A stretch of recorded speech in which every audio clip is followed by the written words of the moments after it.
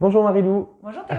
Alors du coup nous sommes avec Marilou, Marilou qui est donc la secrétaire générale des Jeunes Radicaux de Gauche et qui est également présidente de l'association Égide. C'est ça. Voilà, alors parle-nous un petit peu d'Égide du coup, qu'est-ce qu'est l'Égide et qu'est-ce qu'est l'association Marilou? Alors, l'Égide, en quelques mots, c'est une association qui a pour mission de lutter contre toute forme de discrimination au sein de notre organisation politique. Concrètement, donc elle est organisée avec un bureau national, avec une présidente, une secrétaire, une trésorière. Et ensuite, sur le terrain, des jeunes femmes radicales qui sont déléguées par département pour pouvoir mettre en place une politique plus concrète. Très bien. Voilà. Donc le 23, il y a un appel de nous toutes donc, à manifester à Paris pour lutter contre les féminicides. Les jeunes radicaux de gauche seront présents. Bien sûr. Et est-ce que tu seras parmi nous? Oui, bien sûr. Très bien. Nous vous donnons rendez-vous le samedi 23 à 14 h, place de l'Opéra. Alors Lucas, du coup, samedi 16, nous étions à la manifestation des Gilets jaunes qui étaient présents sur Paris pour fêter leur un an de lutte, un an de mobilisation.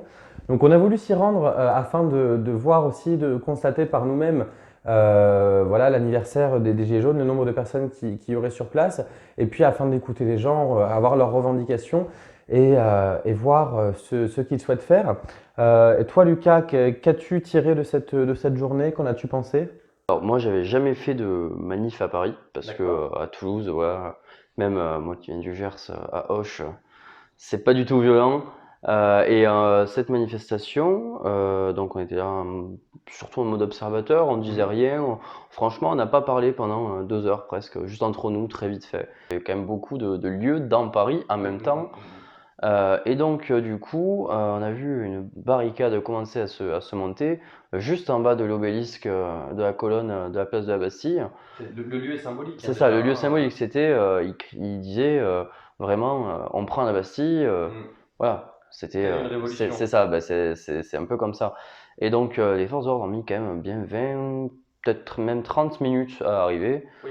Et on s'est retrouvé ensuite, on s'est pris des gaz lacrymogènes, on s'est un peu écarté, et après on a voulu revenir un peu pour voir le nombre de forces de l'ordre qui était impressionnante, comme vous pouvez, j'imagine, le voir sur la vidéo. Et là, on s'est retrouvé du coup face à des voltigeurs qui sont descendus très vite de leur moto et qui ont commencé à lancer dans une petite rue, donc une rue où on allait. Je ne me rappelle plus le nom, peut-être qu'on pourra mettre le nom On sur. mettra en description le nom de la rue. C'est ça.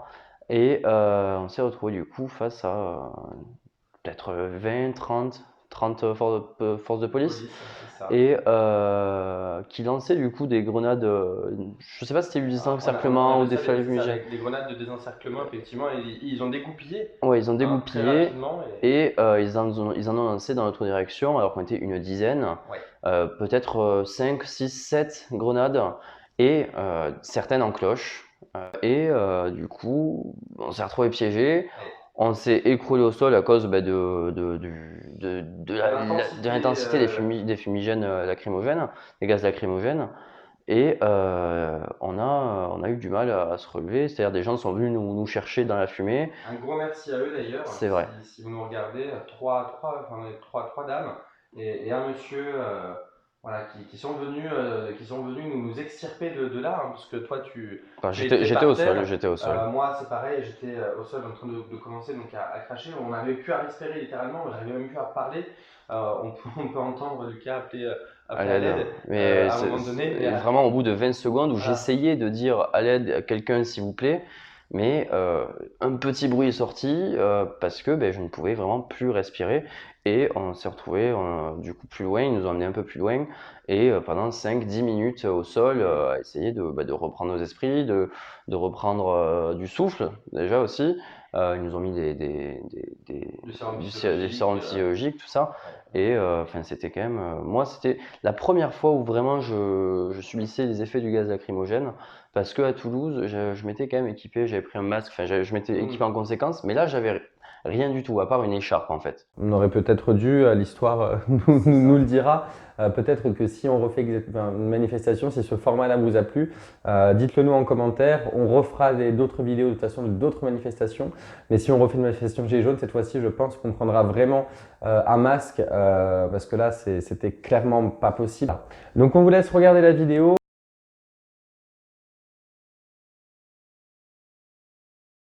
Bon, comme vous pouvez le voir, la qualité de la vidéo n'est vraiment pas top. Nous avons choisi de ne pas prendre la caméra le samedi 16 pour tourner pour les 1 an des Gilets jaunes.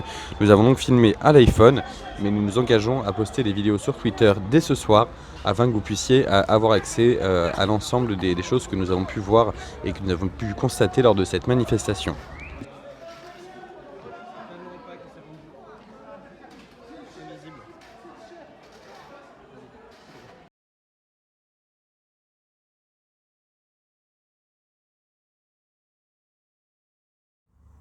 Jeudi 14, nous avons pu suivre la manifestation des infirmiers, urgentistes, médecins, personnel soignant des hôpitaux en colère.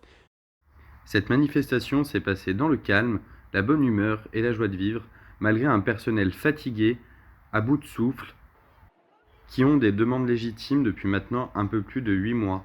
Il est temps de les entendre, il est temps de les écouter. Je vous laisse regarder les quelques images que nous avons pu prendre pendant le cortège. Sur ce, on se donne rendez-vous dans 15 jours pour un nouveau Zap Actu des 16-26. N'hésitez pas à liker, tweeter et partager. Ceci était la première vidéo. Nul doute que nous allons nous améliorer dans les prochaines semaines. Et n'oubliez pas, rejoignez-nous.